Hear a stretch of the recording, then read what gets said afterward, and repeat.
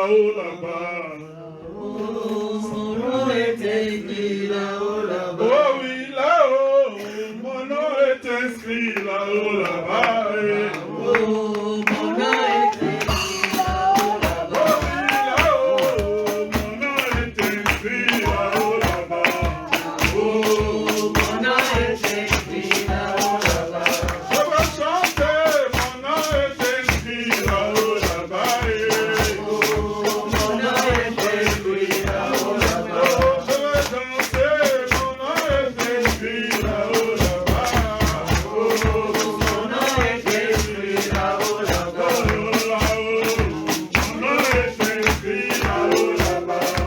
Oh, là-haut, mon nom est inscrit là-haut, là-bas. Mon nom est écrit là-haut, là-bas. Oui, là-haut,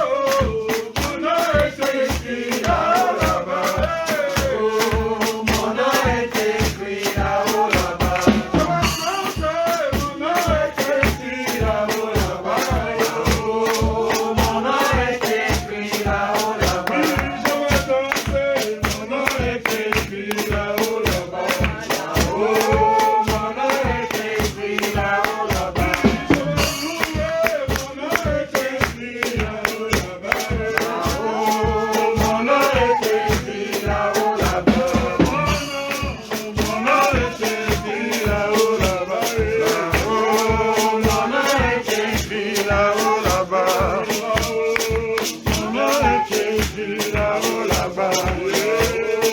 Mon nom est écrit là-haut, là-bas. Je vais chanter, mon nom est inscrit là-haut, là-bas.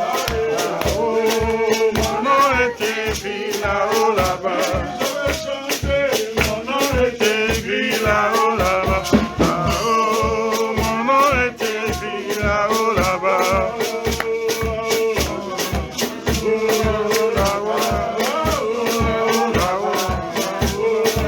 Mon nom est écrit là-haut, là-bas. Mon nom est inscrit là-haut, là-bas. Mon nom est écrit là-haut, là-bas. Je vais chanter, mon nom est inscrit là-haut, là-bas. Mon nom est écrit là-haut, là-bas. Je vais chanter, mon nom est Écrit là-haut, là-bas. Mon nom est écrit là-haut, là-bas. Alléluia. Alors je disais que hier nous avons passé des excellents moments ici dans la louange et dans l'adoration. Amen. Et notre Dieu aime ça. Notre Dieu aime la louange et il aime l'adoration. Je dis à la sœur Esther de rester là parce qu'aujourd'hui je pense que on ne va pas parler longtemps mais on va beaucoup chanter. On va beaucoup chanter pour louer Dieu car il mérite la louange. Amen. Il mérite la louange et il m'a dit qu'aujourd'hui c'est un jour de fête. Amen. Alors essayons de réaliser lorsque nous sommes en fête dans le monde, pour l'anniversaire d'un enfant de 2 ans, pour l'anniversaire d'un enfant de 5 ans, pour l'anniversaire d'un enfant de 20 ans, comment ça se passe, comment l'on danse, comment l'on chante, comment l'on crie. Et aujourd'hui, pour nous, c'est un jour de fête. Et nous voulons que tous puissions nous accorder dans l'esprit pour louer Dieu. Peu importe la manière. Tu sautes, tu chantes, tu cries, mais nous allons louer Dieu. Et j'espère que je vais parler que en 20 minutes. Amen. Je dis j'espère. Parce que ce n'est pas moi qui parle, mais c'est l'esprit qui éventuellement va me pousser. Amen. Et pour parler de la louange, ce matin, je vais vous prendre un témoignage. Il fut un homme de Dieu. Je dis fut parce que cet homme de Dieu a été rappelé au Seigneur depuis. Il fut un homme de Dieu qui avait établi son ministère autour de la louange et de l'adoration. Un homme de Dieu puissant par qui les grandes choses se faisaient. Des grands miracles se faisaient, mais le secret de sa puissance reposait sur la louange et sur l'adoration. Un jour, une sœur bien-aimée vient à lui. Le mari venait de quitter la maison, sans rien dire, profitant de ce que madame n'était pas là. Il s'est éclipsé, il a laissé juste un mot disant « Je suis parti, adieu ». Et lorsque la dame a vu le message et a constaté que dans le garde-linge, monsieur n'avait plus ses affaires, elle s'est mise à pleurer, pleurer, pleurer, pleurer. Et après, elle s'est souvenue que, tiens, j'ai mon homme de Dieu par qui il se fait des grandes choses. L'heure est donc venue pour moi d'aller le voir. Alors, elle est partie voir son homme de Dieu. Tout en pleurant, elle a exposé son problème. Et l'homme de Dieu lui a dit, il est écrit dans la parole de Dieu, que rien ne vous arrivera sans que l'Éternel ne l'ait permis. Amen. Aucun cheveu de ta tête ne tombera si ce n'est l'Éternel qui l'a permis. Et si l'Éternel a permis ce combat, cette souffrance ou cette épreuve dans ta vie, parce qu'il a permis cela, je t'exhorte à louer le Seigneur avec moi. J'imagine que vous vous mettez à la place de la bien-aimée. Il a été difficile pour elle d'accepter ce que l'homme de Dieu lui disait. Pourquoi et comment je vais être en train de louer Dieu alors que je suis en train de pleurer? Je suis venu pour intercéder, pour prier. Je suis venu écouter une parole qui va me reconforter, qui va dynamiser ma foi. Mais l'homme de Dieu me demande de louer avec lui.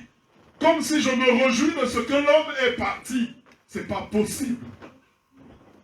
Mais comme c'est son homme de Dieu et qu'elle lui doit obéissance, elle a commencé à pas de caméléon à chanter avec l'homme de Dieu.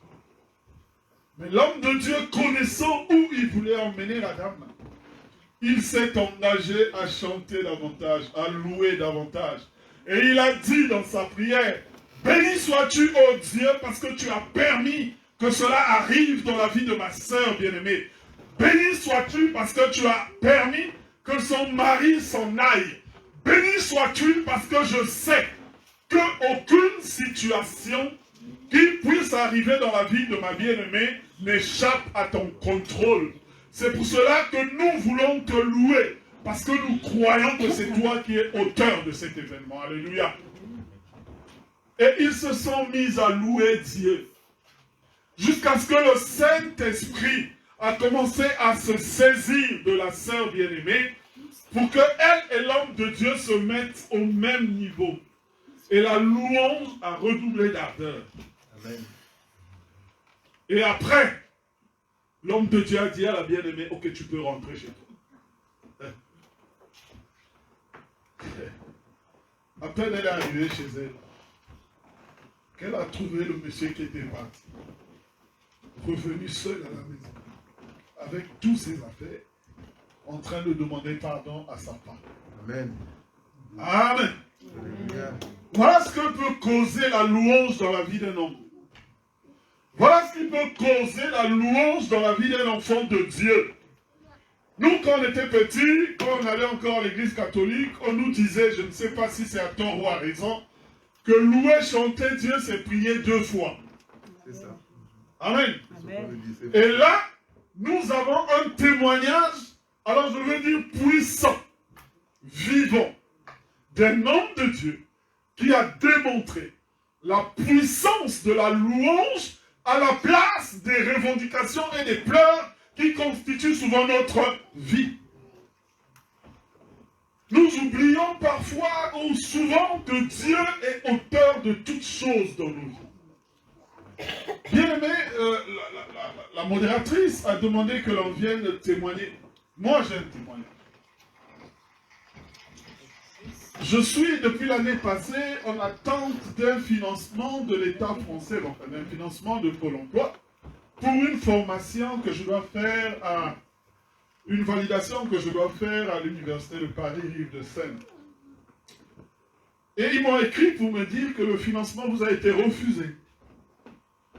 Le lundi. Tôt le matin, je crois. Je vous avoue que j'ai failli être abattu. Parce que je vous dis que c'est depuis l'année passée que j'attends cette opportunité. Et malheureusement ou bien heureusement, il m'a écrit, il était peut-être 8h30, 9h, j'ai lu. Et au fond de moi, j'ai résolu de faire une chose. Je me suis dit, je ne crois pas à ce mail. Il faut que j'aille sur place.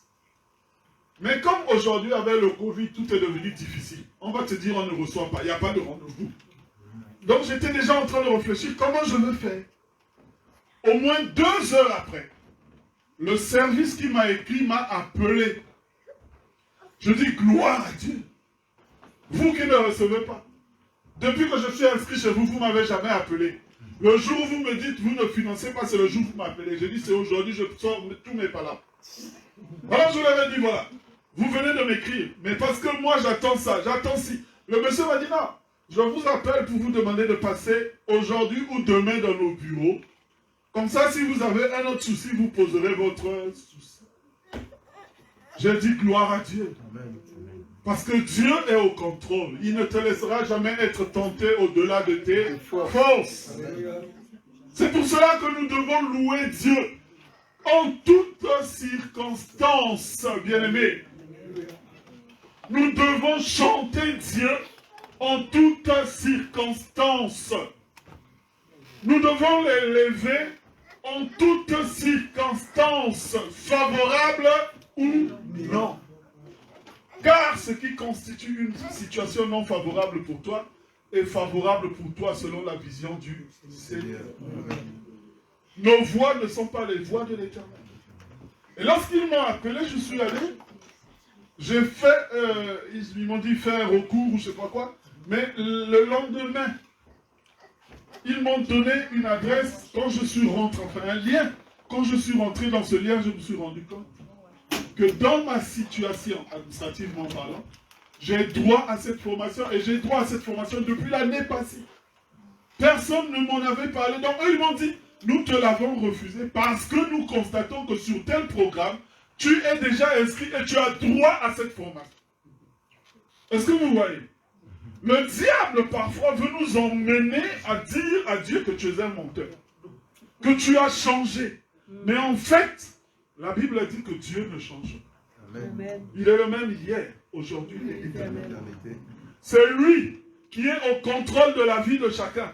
Ce que tu veux ou ce que tu vas devenir, c'est lui qui l'a acté quelque part. Et toi, ce qu'il te demande, c'est de le louer tout simplement. Pourquoi? Parce qu'en le louant, tu es en train de confesser que Dieu, tu es vrai. Et tu es en train de dire à l'ennemi que toi, tu es faux. Tu as menti. Amen. Amen.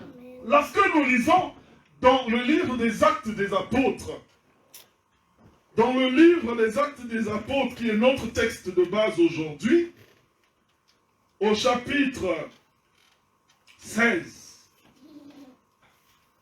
à partir du verset 16, beaucoup connaissent peut-être cette histoire, mais lisons-la quand même. Comme nous allions au lieu de prière, une servante qui avait un esprit de python et qui, en devinant, procurait un grand profit à ses maîtres, vint au-devant de nous et se mit à nous suivre, Paul et nous. Elle criait, « Ces hommes sont les serviteurs du Dieu très haut, et ils vous annoncent la voie du salut. » Elle fit cela pendant plusieurs jours. Elle fit cela pendant plusieurs jours.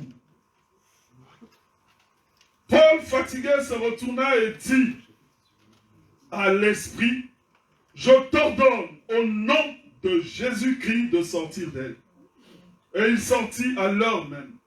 Les maîtres de la servante, voyant disparaître l'espoir de leur gain, se saisirent de Paul et de Silas et les traînèrent sur la place publique devant les magistrats. Ils les présentèrent au prêteur et en disant, ces hommes troublent notre ville. Ce sont les Juifs, ils annoncent des coutumes qu'il ne nous est permis ni de recevoir, ni de suivre, à nous qui sommes Romains. La foule se souleva aussi contre eux, et les prêteurs, ayant fait arracher leurs vêtements, ordonnèrent qu'on les bâtît de verge. Après qu'on les eut chargés de coups, ils les jetèrent en prison, en recommandant au geôlier de les garder sûrement. Le geôlier ayant reçu cet ordre, les jeta dans la prison intérieure et leur mit les ceps aux pieds. Vers le milieu de la nuit, Paul et Silas priaient et chantaient les louanges de Dieu, et les prisonniers les entendaient. Vers le milieu de la nuit, Paul et Silas priaient et chantaient les louanges de Dieu. La partie la plus intéressante, c'est la suite. Et tous les prisonniers les entendaient. Amen. Amen. Ils n'ont pas dit qu'ils chantaient au fond du cœur, comme on a l'habitude de le faire. Souvent, on est parfois au bureau, on est là en train de chanter du fond de notre cœur. Souvent, on est dans la rue, on est en train de chanter du fond de notre cœur. Mais ici, la Bible dit que Paul et Silas ne se sont pas inquiétés du fait qu'ils se sont retrouvés, un, en prison, et deux, dans la prison de la prison. Parce que la Bible dit qu'on les a mis au fond de la prison, à la prison intérieure. Ils ne se sont pas inquiétés. Ils ont utilisé cette épreuve comme une occasion pour rendre gloire à Dieu. Parce qu'eux étaient convaincus d'une chose. Si nous nous sommes levés, nous annonçons la parole de Dieu selon les instructions divines. C'est lui qui nous a envoyés. Bien-aimés, c'est Dieu qui nous a envoyés sur terre. Amen. C'est Dieu qui nous a emmenés à naître, qui au Bénin, qui au Tchad, qui en Martinique, qui en Guadeloupe, qui en France. Si seulement vous en avez le choix, je suis sûr qu'il y en a parmi nous qui auraient dit à Dieu non, au lieu de me faire naître encore sur terre, fais-moi naître une bonne fois au paradis. N'est-ce pas? Mais Dieu a voulu que nous naissions ici. Et qu'à l'instant T, que nous soyons rassemblés ici. Pour la gloire de son nom. Nous devons transformer notre manière de penser. Nous devons changer notre manière de voir les choses. Paul et Silas, eux, ils ont compris ça plus tôt. Et la Bible dit que bien qu'étant jetés en prison, ils ont pensé, ils ont cru bon que c'est l'instant favorable de louer Dieu. Et ils se sont mis à crier toute la nuit les louanges de l'Éternel. Les louanges de l'Éternel. Au point où les prisonniers se sont dit, mais ces gars-là, ils ont quel problème? Mais pourquoi ils ont été jetés en prison? La Bible dit qu'il y a une servante qui avait un esprit de python, qui pourtant disait la vérité. Car lorsque cette servante criait, ce sont les serviteurs de Dieu, le Dieu Tout-Puissant, elle ne mentait pas. Il a fallu que eux, par les yeux spirituels, se rendent compte que cette personne qui est en train de parler ne parle pas de la part du Seigneur. Bien-aimés, combien de fois nous nous sommes laissés tromper parfois par ce que nous voyons et par ce que nous entendons. Combien de fois nous nous sommes laissés abandonner parfois par ce que nous voyons et par ce que nous entendons. Paul et Silas, eux, ils ont entendu cette dame. La Bible dit, pendant plusieurs jours, elle s'est mise à répéter la même chose.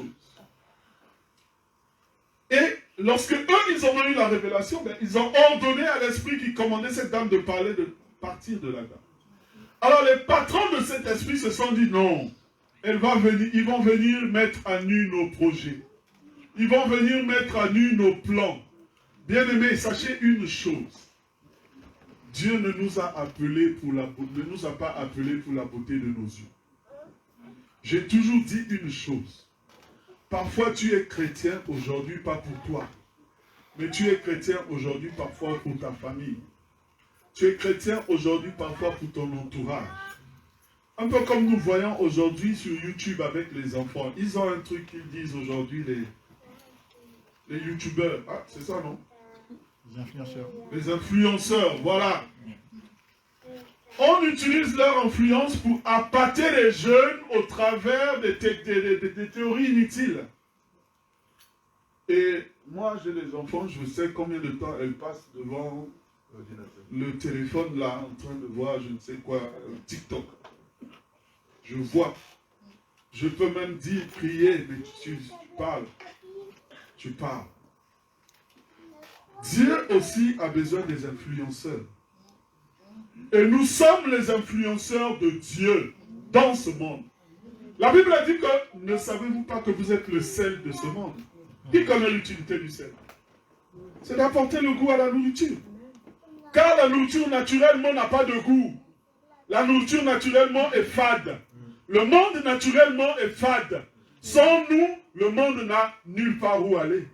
Seulement nous qui sommes le sel, nous avons malheureusement accepté d'être influencés par le sel de mauvaise nature et nous avons refusé notre fonction de sel. Amen. Amen.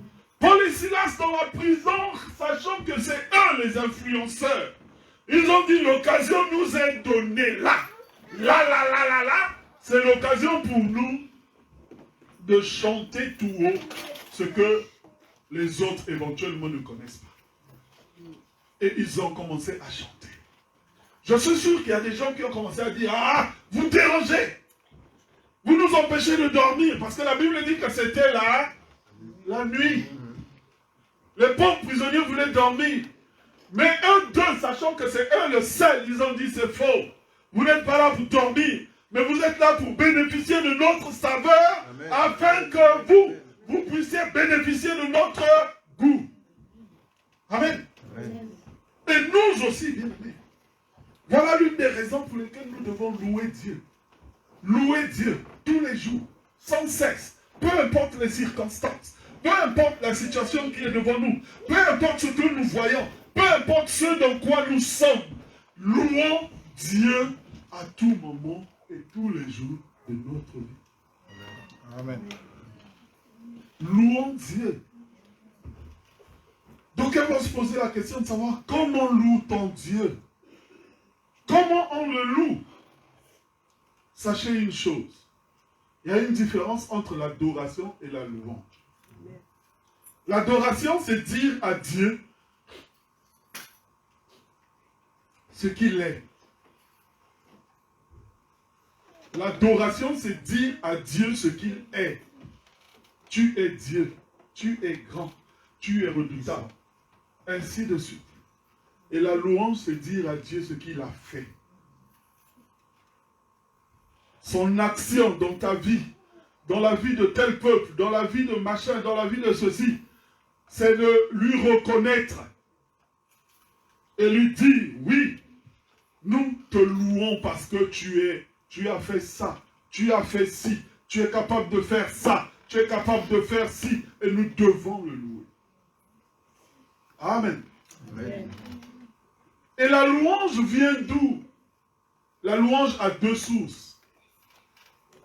Il y a des fois où la louange vient de l'Esprit du Seigneur lui-même. C'est-à-dire que tu es assis, tu ne veux même pas y penser, et un chant te vient du fond de ton cœur. Amen. Et tu commences à chanter. Tu commences à chanter. Tu commences à chanter. À cet instant, sachez que l'Esprit veut faire quelque chose. Parce que la Bible dit que le combat auquel nous avons été appelés n'est pas un combat de chair, mais c'est un combat d'esprit. Bien aimé, parfois tu es assis, mais il y a un combat qui est en train de se faire, soit dans ta famille, dans ton entourage. J'ai un témoignage où une dame a son enfant qui était à la porte d'un accident. Et elle n'a pas compris à l'instant T. Un chant lui est venu dans la tête et elle s'est mise à chanter tout haut. Et l'enfant a raté l'accident au même instant. Alors lorsque l'enfant est venu dire à sa maman, voilà ce qui m'est arrivé, la maman s'est réalisé, mais tiens, l'instant que tu dis là, c'est l'instant où quelque chose m'a poussé à dire telle chose pour le Seigneur, à chanter tel chant pour le Seigneur. Bien aimé, cette louange a suffi pour que l'action de l'Éternel s'accomplisse dans la vie de son fils. Amen. Amen. Amen. Chaque fois que le Saint-Esprit te dit chante tel chant, bien-aimé, ne réfléchis pas. Chante. Parce que parfois, c'est de ton sort à toi-même qu'il s'agit. Parfois, c'est une officine spirituelle qui est en train de décider de ta vie à cet instant même. Mais le Saint-Esprit, ne pouvant pas t'ouvrir les yeux, il te dit tout simplement, chante ceci. Et tu commences à chanter un chant de victoire, un chant de gloire, un chant de louange, sans savoir. Parce que l'œuvre de Dieu est en train de se réaliser à cet instant même. Amen. La louange a deux sources. Soit elle va donc venir de l'Éternel, parce que l'Éternel qui est maître des temps et des circonstances sait ce qui se passe, que toi tu ne connais pas. Soit elle va venir de toi-même. Et lorsqu'elle vient de toi, la Bible dit que par vos louanges et vos cantiques, vous entretenez la présence de Dieu dans votre vie. Et ça, on en a besoin. On en a besoin. Je sais qu'aujourd'hui, comme disait le frère Martial la dernière fois, l'idolâtrie est rentrée dans nos maisons au travers de la télé. Combien de temps nous restons devant la télé? Béni soit le Seigneur pour les Blancs. Eux, au moins, ils ont respecté ça. Chez les Blancs, tu vas arriver, il y en a que je suis à la télé qui disent même qu'ils n'ont pas de télé chez eux. Sinon, il va dire, chez moi, la télé, c'est 1 heure. Même les enfants le savent. Mais malheureusement, je ne sais pas si c'est le cas pour nos frères insulaires, mais pour nous, les Africains, là, surtout en vacances, là, la télé est allumée de 9h à 24h. Parfois même 24h, si tu leur dis pas d'aller dormir, tu as menti, ils sont là. Et le temps que nous suivons la télé, à quel moment nous allons louer Dieu? À quel moment nous allons entretenir la présence de Dieu dans nos vies? Bien-aimés, je ne sais pas ce que vous faites dans la vie, mais pour contourner toutes ces choses, quand vous êtes dans votre voiture, frère Roland, quand vous êtes dans votre voiture, cherchez une occasion de mettre la louange. Nous ne savons pas tous chanter. Mais à force d'écouter les chants, nous allons apprendre. Ça va rentrer forcément. Même si c'est un seul chant que tu connais, bien-aimé, entonne ce chant. Quand tu es dans ta voiture, ça ne sert même plus d'écouter la radio. La télé ne te forme pas déjà assez. Tu mets ta louange, bien-aimé. Tu mets ta louange. C'est une occasion pour toi de chanter pour le Seigneur. Ne pensez pas qu'écouter le Seigneur, les chants de louange, c'est vain. Non, ça produit de la présence de Dieu. Amen. Ça produit une onction particulière autour de vous. Vous qui avez désormais les écouteurs tous les jours, là, quand vous allez au marché, au lieu de suivre un film à la télé, je vois les jeunes faire ça, ou bien le foot, suivez la louange dans vos téléphones. Et aujourd'hui, Dieu merci, nous sommes arrivés à un niveau où YouTube vous donne tout. Vous n'avez plus rien à faire. Tu te mets sur YouTube, tu es sur la louange. Amen. Tu es sur la louange et tu peux écouter tout ce que tu veux. Oh Dieu, ma prière, c'est de me donner de chanter comme Esther. Parce que moi, vraiment, j'aime chanter, mais Esther chante mieux que moi. Bien-aimés, profitons de chaque occasion. La Bible dit, rachetons les temps. Amen. Je suis convaincu d'une chose. Un accident t'attrape pendant que tu es en train de chanter, si tu meurs. Dieu ne te refusera pas le paradis. Parce qu'à l'instant même, la Bible dit que nous disons Alléluia, poussé par l'Esprit. Si tu es en train de chanter la louange de Dieu, je suis convaincu d'une chose, c'est poussé par le Saint-Esprit que tu le fais. Amen. Et donc c'est à nous d'identifier les bonnes attitudes. Et nous devons faire de la louange notre vie de tous les jours. Amen. Nous devons chanter. Par la louange, il s'est fait plein de choses. Et Dieu nous a dit, sur la question de savoir qui doit le louer, il a dit, si vous ne le louez pas, il va susciter même des pierres. Amen. Amen. C'est-à-dire que toi, tu as la responsabilité et l'obligation de louer Dieu. Si tu ne le fais pas, il va susciter des pierres. Sachez une chose, même quand vous entendez le vent souffler sur les arbres, c'est une louange pour Dieu. C'est une louange pour Dieu. Donc tu décides de ne pas louer, tu décides de ne pas faire, tu es en train de t'écarter volontairement de la volonté de Dieu sans le savoir. Restons dans la mouvance divine. Restons dans la mouvance divine. Restons dans une prédisposition de l'esprit qui est telle que Dieu se plaira de nous utiliser. Très souvent, pour l'accomplissement de sa volonté. Amen. Amen. C'est des petites choses. Mais c'est hyper important. C'est hyper important. N'attendons pas que seulement quand nous sommes à l'église pour chanter Dieu. N'attendons pas seulement quand nous sommes à l'église pour louer Dieu. J'ai vu hier quand on disait qu'il y a un chant. Parce que le deuxième chant par excellence de l'église ne voulait pas chanter. Bon, enfin, il n'était pas dans les dispositions de chanter. Il n'y avait que le seul frère Jean-Christ qui chantait avec maman qui est choriste, donc on les quatre, et le pasteur qui est choriste. Parce que moi, quand je dis le deuxième chant par excellence, c'est moi. Après le frère Jean-Christ, c'est moi. Amen. Je le loue avec ma voix, je le loue avec ma voix.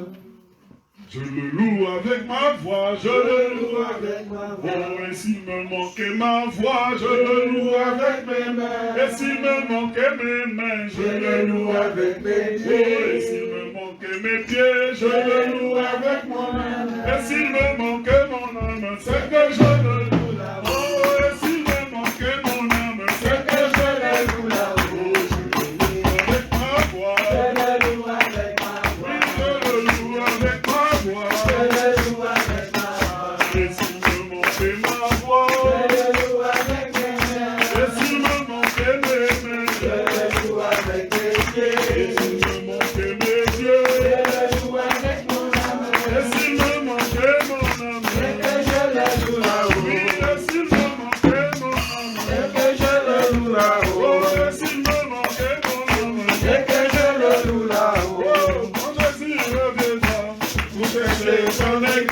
La tempête soulèvera.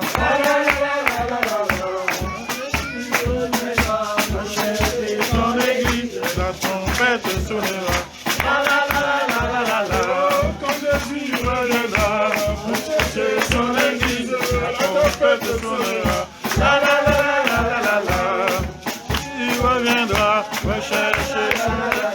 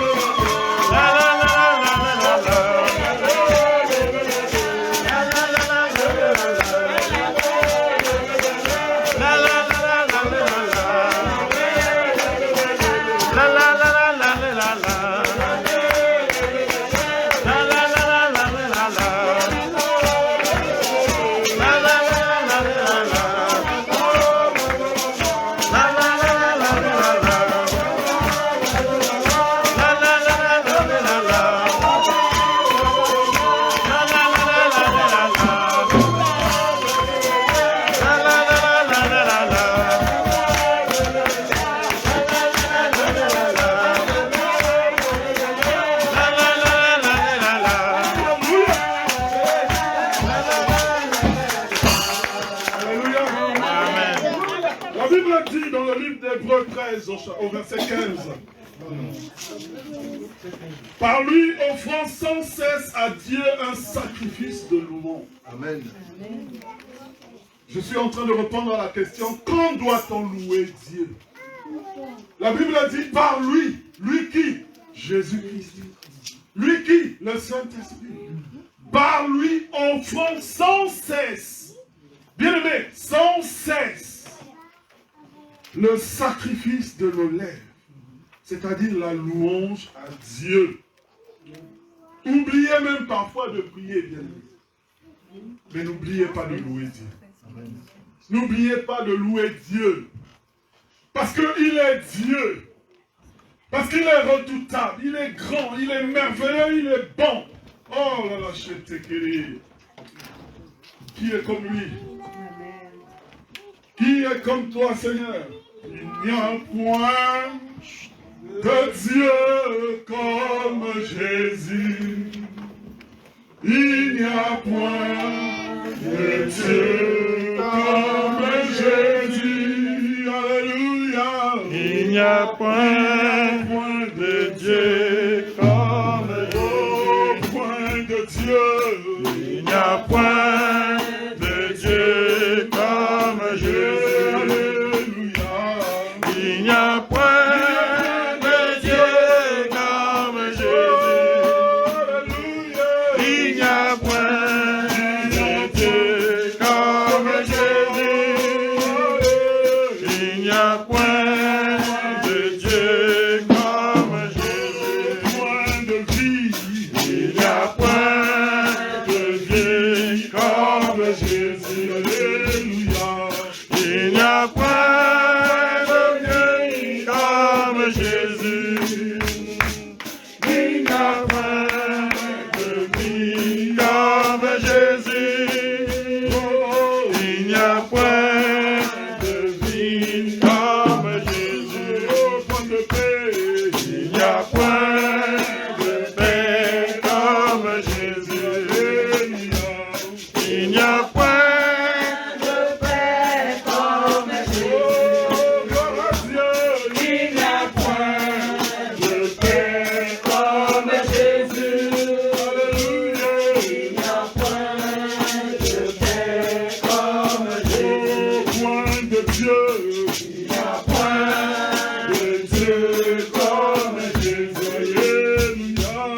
Il n'y a point de Dieu comme Jésus. Hosanna. Il n'y a point de Dieu comme Jésus. Il n'y a point de Dieu comme Jésus. Alléluia. Il n'y a point de Dieu comme Jésus. Alléluia. Il n'y a point de Dieu comme Jésus. Il n'y a point de Dieu comme Jésus. Il n'y a point de Dieu comme Jésus. Alléluia. Alors donc la Bible nous dit que nous devons le louer sans cesse. Sans cesse. Et lorsque nous avons décidé de le louer sans cesse, il se crée automatiquement une atmosphère de miracle autour de notre vie, autour de nos situations, autour de nos problèmes, autour de. Amen. Amen. Amen. Nous lisons toujours dans notre texte, mais au verset 30, la Bible nous dit que parce qu'ils ont loué l'Éternel, toutes les portes de la prison se sont ouvertes. Je ne connais pas quelle est la prison de ta vie. Qu'est-ce qui emprisonne ta grâce, ta bénédiction? Je ne connais pas. Mais la Bible nous dit que lorsque Paul et Silas ont chanté Dieu, toutes les portes se sont ouvertes. Amen. Amen. Et le plus important pour moi, ce n'est pas les portes qui se sont ouvertes. La Bible dit que le geôlier qui avait reçu l'ordre de s'en occuper, lorsqu'il a vu ça, lui qui était pharisien, hostile à la parole de Dieu, hostile à ce que Paul et Silas faisaient, quand il a vu, il est venu voir Paul et Silas de lui-même pour dire: qu'est-ce que je dois faire pour appartenir à votre Dieu? Alléluia. Amen. Est-ce que Paul a prêché l'évangile à ce monsieur? Non. Est-ce que Paul a annoncé l'évangile à la famille de ce monsieur? Non. C'est ce qu'il a vu. La puissance de la louange a créé le changement de vie. Et pire, lorsqu'il a dit: qu'est-ce que moi je dois faire pour être de votre moi seulement et toute ma famille. Et toi, tu habites chez moi, voilà la nouvelle voie. Amen. Amen. À Jéricho, la Bible dit que Dieu a dit à son peuple, point d'armes, point d'épée, point de fusil, mais allez seulement, vous tournez autour des murailles de Jéricho et vous chantez la louange à Dieu. Bien-aimé, lorsque tu décides de faire de ta vie une vie de louange, tu es en train d'appeler inconsciemment le miracle. Amen. Tu es en train d'appeler inconsciemment le miracle dans la situation que tu crois te dépasser. Tu es en train d'appeler inconsciemment le miracle autour de toi. Et Dieu lui-même prend le contrôle de tout le reste. Amen. La louange de Dieu appelle la puissance de Dieu dans votre vie. Alléluia. La louange de Dieu installe la puissance de Dieu autour de vous. C'est pour ça, bien-aimés, ce matin, je suis venu vous convier à une seule chose. Louer Dieu. Amen. Je ne connais pas la situation. Ça ne sert à rien comme on voit aujourd'hui, on court derrière les prophètes. On court derrière les charlatans. C'est pour ça qu'eux aussi, ils nous ont compris. Ils vont prendre n'importe quoi, ils deviennent je ne sais n'importe qui. Hein, j'ai vu, moi-même je connais d'où je viens. Quelqu'un que je connaissais, Nganga, au Gabon, actuellement. Il a ouvert l'église. Oh, il soigne les gens. Oh, il fait ceci. Il habite vers chez Émile Dumba. Oh, il fait ceci. Oh, il fait cela. Et c'est pour ça même que les pasteurs, parce qu'ils n'ont pas compris la force de la louange dans leur ministère, ils veulent prendre des raccourcis. Les raccourcis, c'est quoi? Ils vont signer des contrats inutiles pour que derrière eux, les gens les suivent. Comme pour eux, ils pensent que l'église, c'est le nombre de personnes derrière eux. Oh, abomination bien-aimée. Nous sommes une force pour le Seigneur. Nous sommes des instruments pour le Seigneur. Mais pour qu'un instrument joue son rôle véritablement, cet instrument se doit d'être aiguisé. Alors, comment nous nous aiguisons dans le Seigneur? Nous nous aiguisons par la parole de Dieu. Nous nous aiguisons par la louange. Nous nous aiguisons par l'adoration. Et nous nous aiguisons dans l'obéissance. L'obéissance à la parole de Dieu. Pas de raccourci, bien-aimé. Ne va pas vivre une vie de débauche et te mettre à louer tous les jours pour penser que là, Dieu agira. La Bible dit que Dieu sonde les cœurs et les reins. C'est pourquoi, pour terminer, je vais appeler la sœur Esther, bien qu'elle est en train de jouer. Elle a ce chant de louange qui bouge tout le monde. Bien-aimé. Ah, ça, je ne connais pas. C'est toi qui connais. Mais tu chantes ça. Pour terminer mes moments de prédication, nous voulons louer Dieu. Nous voulons dire à Dieu que c'est lui qui est Dieu, c'est lui qui est bon, c'est lui qui est grand, c'est lui qui est redoutable. Je ne suis capable de rien. Vous avez chanté ça tout à l'heure en français, en disant que moi-même je ne puis rien. Et moi je dirais en lingala, ce qui est Jesus. Amen. Si ce n'est toi qui d'autre, si ce n'est toi qui d'autre, je ne puis rien par moi-même. Je ne peux aller ni devant ni derrière par moi-même. Tout ce qui m'arrive est la volonté de l'Éternel. Car la Bible dit, je suis ce que Dieu veut que je sois. Amen. Amen. Amen.